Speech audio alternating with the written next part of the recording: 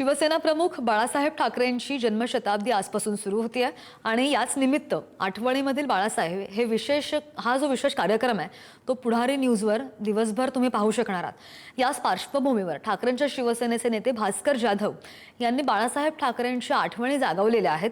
आपण पाहूयात। जमलेल्या माझ्या तमाम हिंदू बांधवांनो, भगिनी आणि मातांनो,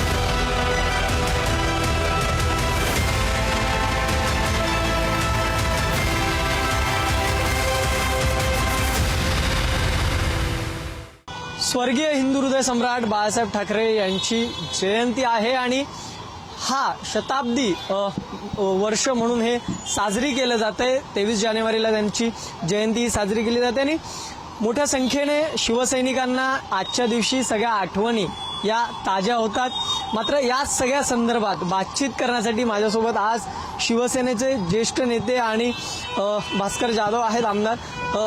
भास्करजी, खरं तर बाळासाहेब ठाकरे म्हटलं तर एक तो मराठी माणसाचा रुबाब, तो कडवटपणा, अशा सगळ्या गोष्टी म्हटल्या जातात आणि आता तर त्यांची ही शताब्दी जयंती आहे। काय आठवणी आहेत नेमक्या तुमच्या बाळासाहेब ठाकरेंसोबतच्या?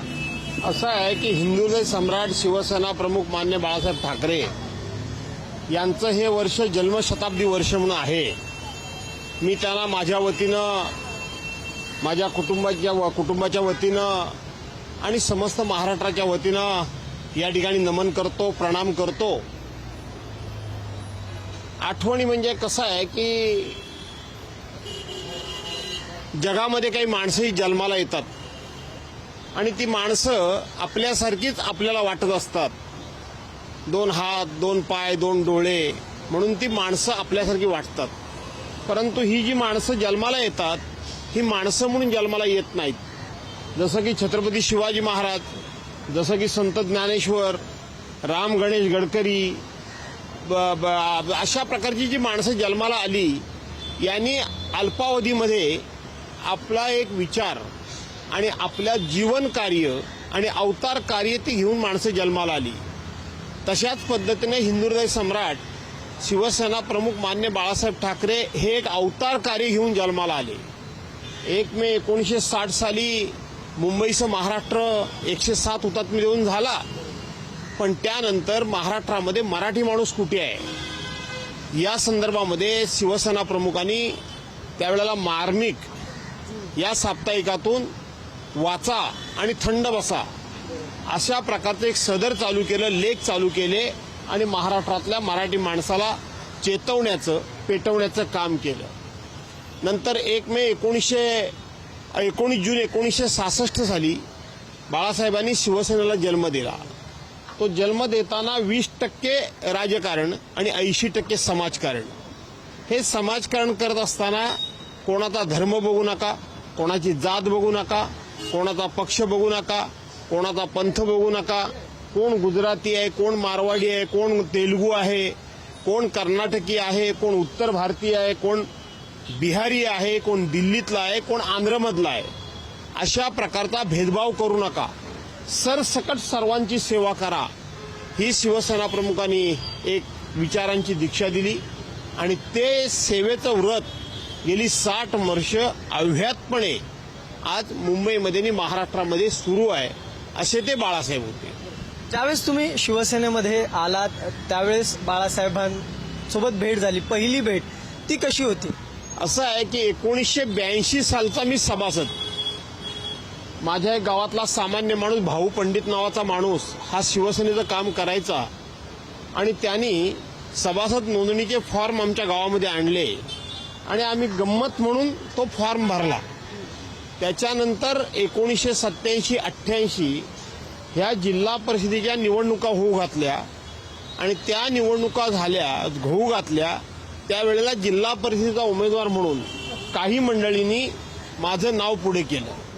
माझ्या घराण्याला कुठलाही राजकीय वारसा नाही तरी सुद्धा माझं नाव पुढे केलं आणि 1990 साली महाराष्ट्रामधल्या सार्वत्रिक निवडणुका ज्या वेळेला होऊ घातल्या म्हणजे जाहीर झाल्या आणि त्यावेळेला गंमत म्हणून आणि थोडंसं तिथल्या वरिष्ठ लोकांजवळ आमचे थोडासा संघर्ष झाला म्हणून मी त्यावेळेला मला उमेदवारी अर्ज मिळावा म्हणून अर्ज केला आणि त्यावेळेला इंटरव्ह्यू करता सेनाभवनमध्ये मला बोलवलं गेलं बाकीच्यांबरोबर. त्यावेळेला समोरासमोर बाळासाहेबांना पहिल्यांदा मी पाहिलं. त्याच्या अगोदर बाळासाहेबांशी असा प्रत्यक्षपणे बोलण्याचा कधी योग आला नव्हता, त्यांच्या समोर बसण्याचा योग कधी आला नव्हता. त्यांची भाषणं शिवतीर्थावरून ऐकणं किंवा अन्य कुठून ठिकाणावरून ऐकलं एवढंच फक्त मला माहीत होतं. पण तो पहिला प्रसंग, पहिली वेळ की बाळासाहेबांच्या समोर मी बसलो. काय ऊर्जा मिळाली त्यावेळी? ऊर्जा म्हणण्यापेक्षा मला आजही आठवतं, गंमत म्हणून मी तो फॉर्म उमेदवारी अर्ज भरला आणि सगळ्यांचे इंटरव्ह्यू झाले. त्याच्यामध्ये कैलासवासी रमेश मोरे होते, रमाकांतजी मोरे होते, बापूसाहेब खेडेकर होते, एकनाथराव घाग होते, सूर्यकांत महाडिक होते. ही सगळी दिग्गज मंडळी आणि त्याच्यामध्ये भास्कर जाधव नावाचा एक सामान्य माणूस. ज्या वेळेला माझी मुलाखत झाली त्याच वेळेला मनोहर जोशी सरांच्या हातातलं बाळासाहेबांनी ते रजिस्टर घेतलं आणि असा पेन आपल्या खिशाचा काढला आणि असं गोल असा राऊंड केला आणि मला सांगितलं, माझा उमेदवार तू फायनल. म्हणजे गंमत करायला गेलो आणि 90 सालीच बाळासाहेबांनी मला आमदारकीची पहिली उमेदवारी जाहीर केली. पुढे ती उमेदवारी मी घेतली नाही. त्यांना मी नको म्हणून सांगायला गेलो, मला त्यांनी घरातून हाकलून बाहेर काढलं. बाळ ठाकरे एकदा घेतलेला निर्णय बदलत नसतो, चल निघ, मला आठवतंय. पण मी ती निवडणूक लढलो नाही. मला हाच प्रश्न विचारायचा होता. जसं तुम्ही म्हटलेत की त्यांचा एक स्वभाव होता तो असा एकदम रांगडा स्वभाव, की जे आहे ते एका झटक्यात बोलायचं. मग असा एखादा क्षण आहे का की बाळासाहेब रागवलेत, भास्कर जाधवांवर रागवले? नाही, बाळासाहेब माझ्यावर कधीच रागवले नाहीत. बाळासाहेबांचे 2-4 किस्से फार सांगण्यासारखे आहेत. 1990 साली मी उमेदवारी नको म्हणायला गेलो तेव्हा बाळासाहेब प्रेमाने रागवले. परंतु 1995 साली बाळासाहेबांनी पुन्हा मला उमेदवारी दिली. बाळासाहेब हे जातीपातीचं कधी राजकारण करत नव्हते. त्याचा जिवंत पुरावा मी आहे, त्याचा जिवंत लाभार्थी मी आहे. आमच्या रत्नागिरी जिल्ह्यामध्ये 7 त्यावेळेला आमदारकीच्या जागा होत्या. त्यातल्या 5 शिवसेना लढवत होती आणि 2 भाजपा लढवत होती. 1995 साली 5 पैकी 4 उमेदवार मराठा समाजाचे ठरले आणि 5वा उमेदवार चिपळूणमधून निवडायची वेळ आली. त्यावेळेला मनोहर जोशी सर बाळासाहेबांना सातत्यानं समजून सांगत होते की भास्करला उमेदवारी देऊ नका. भास्करला जर उमेदवारी दिली तर ओबीसी समाजाचे निवडून आलेले बापू खेडेकर निवडून आलेले, त्यांना तुम्ही डावलून 5वा उमेदवार पुन्हा मराठा दिलात तर ओबीसी समाज नाराज होईल आणि आपले सगळे उमेदवार पडतील, पराभूत होतील आणि आपली सत्ता येणार नाही. बाळासाहेब असा चुरूड मस्त ओढायचे, मजेशीर असायचं सगळं ते. त्यांची बसण्याची स्टाईल, ती अशी शाल टाकण्याची स्टाईल. त्यांनी असं विचारलं, पंत भास्कर कार्यकर्ता आहे की नाही? पंत म्हणजे सरांनी सांगितलं, आपल्या रत्नागिरी जिल्ह्यामध्ये भास्कर जाधव इतका लढवय्या, इतका हुशार, इतका प्रामाणिक आणि एवढा संघर्ष करणारा दुसरा कुठला कार्यकर्ता आपल्याकडे पक्षात नाही. पण भास्कर जाधव सुद्धा मराठा आहे, त्यामुळे सगळे मराठा उमेदवार होतील ही भीती सरांची होती. सरांचा काय मला विरोध होता असं नाही. साहेबांनी तो एक असा त्या चुरूचा झुरका मारला आणि साहेब म्हणाले, पंत माझा संध्याकाळी भास्कर तू संध्याकाळी ये रे, तुझ्या नावाची मी घोषणा करणार आहे. सर बाळासाहेबांना समजावत होते, साहेब साहेब साहेब पंत निर्णय झाला, भास्कर उमेदवार, ते बाळासाहेब. आता तुम्ही एक सांगितलं ह्या ज्या गोष्टी होत्या त्या म्हणजे तुम्ही शिवसेनेत असल्यामुळे शिवसैनिकांच्या होत्या, मात्र विरोधकांसोबत किंवा समोरचे जे पक्ष असे त्यांच्याबरोबर बाळासाहेबांचा स्वभाव कसा? बाळासाहेब दिलदार होते. बाळासाहेबांना भाडबीड माहीत नव्हती, ते कोणाचाही मुलायजा राखत नव्हते, पण तेवढेच प्रेमळ होते, विनोदी प्रचंड होते, तितक्याच मोकळ्या मनाचे होते. फार काळ कोणाबद्दल अशी कटुता मनामध्ये ठेवणं, त्याच्याबद्दल फार काय असं वाईट मनामध्ये दुष्ट हेतू ठेवणं हे बाळासाहेबांना माहीतच नव्हतं. ते सांब सदाशिव होते. एखाद्यावर रागवले की प्रचंड रागवायचे आणि एखाद्याला माफ करायचं असलं की तितक्याच दिलदारपणे तात्काळ माफ करून टाकायचे. बाळासाहेबांच्या रागाचा एक मी तुम्हाला किस्सा सांगतो. 2-3 किस्से माझ्या बाबतीत घडलेत असेच. एका माणसानं माझ्याबद्दल तक्रार केली माणसानं. सुभाष देसाई साहेब हयात आहेत. त्यांनी मला सांगितलं तुला भास्कर बोलवलंय संध्याकाळी बाळासाहेबांनी. गेलो. मला काय माहित नाही. ज्यानं तक्रार केली होती तो अगोदरच माझ्या येऊन बसला होता. माझ्या अगोदर तो माझ्याकडे काही बघे नाही. मी काही त्याच्याकडे काही बघायचं काही कारणच नव्हतं. बाळासाहेबांची दृष्टी काय होती लक्षात घ्या. बाळासाहेबांच्या लगेच लक्षात आलं की हे दोघे एकमेकाला ओळखत नाहीत. बाळासाहेब म्हटले. त्यांनी बाळासाहेबांनी तर मला नाव माहिती आहे त्या माणसाचं, मी नाव घेणार नाही. काय रे बोल. हा माझा भास्कर आमदार. काय तुझी तक्रार आहे. Sir sir sir sir sir हे नाही ते हे नाही, हे नाही ते हे नाही, ते दुसरे आमदार आहेत. हे नाही ते हे नाही, हे नाही. बाळासाहेबांनी एक प्रेमळ शिवी दिली त्याला आणि म्हणाले माझ्या चांगल्या पोराला बदनाम करतोस काय रे. हा अशाच पद्धतीनं एक दुसरा किस्सा सांगतो की आम्ही एका दौऱ्यावर गेलो होतो पंचायत राज समितीच्या आणि एका मोठ्या पत्रकारानं आमच्या विरोधात घाणेरडा लेख लिहिला. आम्ही त्याला समजावला पण तो काय ऐकला नाही. त्याच्यानंतर मी इथं येऊन त्याच्यावर हक्कभंग प्रस्ताव मांडला. मी तो हक्कभंग प्रस्ताव मी चालवला आणि त्या माणसाला शिक्षा झाली. पण त्याच्यापूर्वी सुभाष देसाई साहेबांनी सांगितलं की तुला बाळासाहेबांनी बोलवलंय. मी गेलो त्यावेळेला तो संपादक बसलेला होता स्टाईलमध्ये. बाळासाहेबांनी म्हटले काय झालं भास्कर. म्हटलं साहेब यांनी असं त्या काळामध्ये रमी रंगले असं एक आमच्या विरोधात म्हटलं फार मोठं घाणेरड असं लिखाण केलं. आम्ही यांना समजावलं. मला म्हटले ठीक आहे हा आता तो ह्याला काय करता येईल सोडून दे याला. म्हटलं साहेब आपण म्हणता म्हणून मी आता दुसऱ्यांदा साक्षीला जाणार नाही, साक्ष द्यायला जाणार नाही. पण आत्ताची साक्ष मी मागे घेणार नाही. मला थोडं देसाई साहेब सांगतो ते मागे घे. मी म्हटलं साहेब आत्ताची साक्ष मागे घेणार नाही. साहेबांच्या समोर मी साक्ष मागे घेणार नाही बोललो. सुभाष देसाईंचा चेहरा असा लाल झाला. पण साहेब किती मोठ्या मनाचे होते.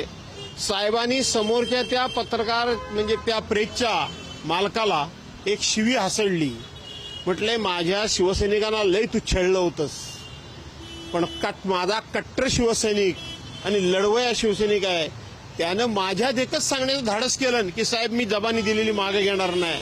साहेब म्हटले भास्कर जबानी मागे घेऊ नकोस जा. आणि मग त्या संपादकाला खूप मोठी शिक्षा झाली. ते साहेब बाळासाहेब शिवसैनिक म्हणून माझ्या समोर त्यानं धाडस केलं की मी मागे घेणार नाही साक्ष. बाळासाहेब मला रागवले नाहीत. बाळासाहेब माझे चिडले नाहीत. बाळासाहेबांनी माझ्या पाठीवर हात मारून माझं कौतुक केलं आणि समोरच्या माणसाला सांगितलं की हा माझा खरा शिवसैनिक. भास्करजी आता सध्याच महानगरपालिकेच्या निवडणुका झाल्या. बाळासाहेबांचं नेहमी एक होतं की मुंबई महानगरपालिकेवर भगवा फडकला पाहिजे आणि तो शिवसेनेचाच असला पाहिजे. सध्याची परिस्थिती पाहता आणि आता हे जन्मशताब्दी वर्ष काय वाटतं नेमकं काय हे सगळं राजकारण. असं आहे की हे बाळासाहेबांचं जन्मशताब्दी वर्ष आहे. जे कोणी बाळासाहेबांना स्वतःचा वारसदार म्हणतात, जे कोणी बाळासाहेबांचे विचार आम्ही पुढे घेऊन जातो म्हणतात, आज बाळासाहेबांचं जन्मशताब्दी वर्ष आहे. आज बाळासाहेबांचे खरे तुम्ही वारसदार असाल, तुम्ही खरोखर बाळासाहेबांचे विचार पुढे घेऊन जात असाल आणि बाळासाहेबांना खऱ्या अर्थानं आदरांजली अर्पण करण्याची वेळ आलेली आहे आणि बाळासाहेबांचा सन्मान करण्याची वेळ आलेली आहे. त्या जन्मशताब्दी वर्षामध्ये बाळासाहेबांच्या शिवसेनेचा, ओरिजिनल शिवसेनेचा त्या ठिकाणी भगवा फडकवण्याकरता त्यांनी पुढे यावं आणि बाळासाहेबांना खऱ्या अर्थानं आदरांजली अर्पण करावी. नपेक्षा बाळासाहेबांच्या आत्म्याला दुःख होईल आणि ते प्रचंड दुःख बाळासाहेबांच्या आत्म्याला होईल, ते होऊ देऊ नका.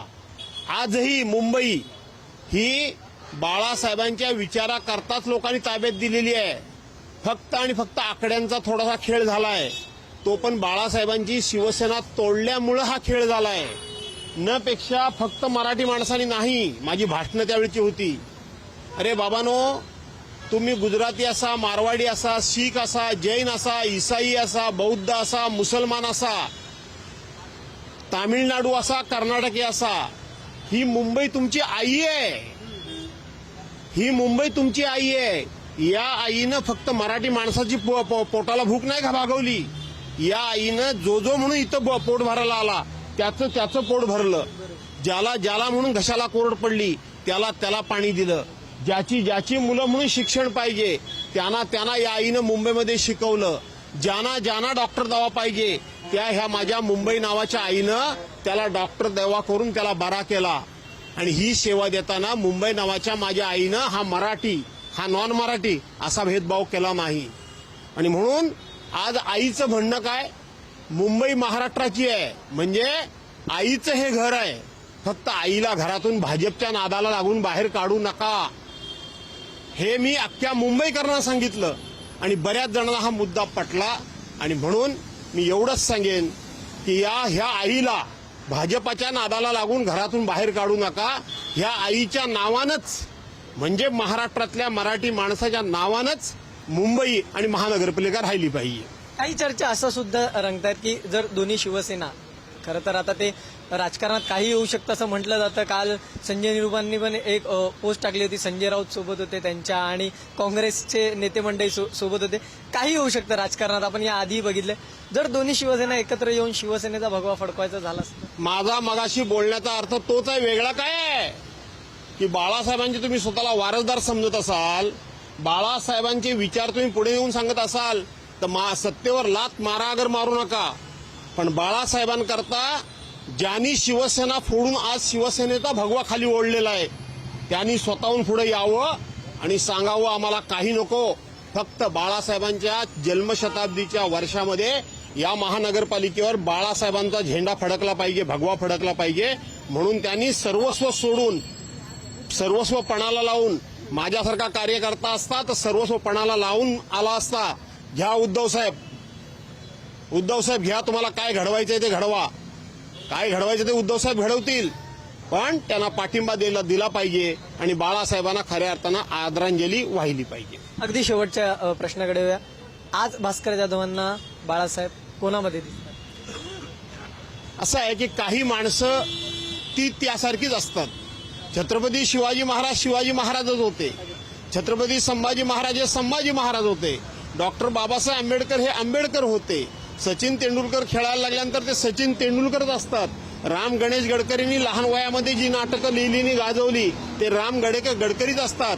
जांभेकरांसारखा पत्रकार हा जांभेकरच असतो. संत ज्ञानेश्वरांसारखा संत ज्ञानेश्वरच असतो. तसे हिंदू हृदय सम्राट माननीय बाळासाहेब ठाकरेंसारखे बाळासाहेबच दुसरा कोणी नाही. धन्यवाद सर, आमच्याशी बातचीत केली. आणि हेच आपण जर पाहिलं तर आता बाळासाहेब ठाकरे यांच्या जन्मशताब्दी वर्षानिमित्त स्वतः आपल्यासोबत भास्कर जाधव यांनी सगळ्या जुन्या आठवणींना उजाळा दिलेला आपल्याला पाहायला मिळाला. व्हिडिओ जर्नलिस्ट नागेश धोत्रेसह मी धनंजय दळवी, पुढारी न्यूज, मुंबई.